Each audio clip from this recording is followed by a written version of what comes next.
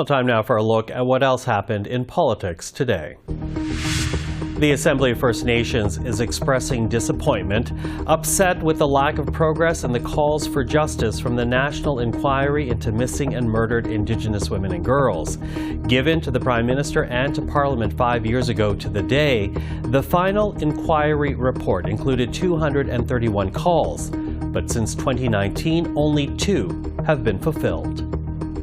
Regrettably, the report's findings indicate that only 2 of the calls for justice impacting First Nations have been fully implemented over the past 5 years. With the majority showing minimal to no progress, this failure is not acceptable to our people.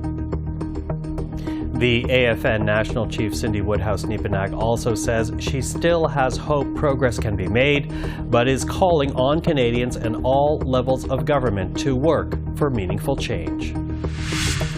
At the time of this writing, the government's pharmacare legislation, Bill C-64, is expected to pass third reading tonight.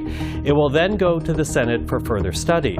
The legislation, introduced in February, will cover free birth control and diabetes medication and equipment if enacted. National Pharmacare, of course, a key piece of the supply and confidence agreement between the governing Liberals and opposition NDP. The vast majority of Canadians, 84%, are at least somewhat concerned about mis- and disinformation right now. That finding courtesy of Abacus data in a poll commissioned by CPAC. I think we've very quickly found fairly common and broad agreement. Despite vast disagreements on a lot of things, the left and the right, east or west, young or old, are almost all united in saying this is a problem. According to the Abacus CPAC survey, 32% of respondents say they are very concerned about the spread of disinformation, and 52% say they were somewhat concerned. But only 1 in 3 Canadians say they fact-check what they see online. You can read more about the survey on our website, cpac.ca, under Articles.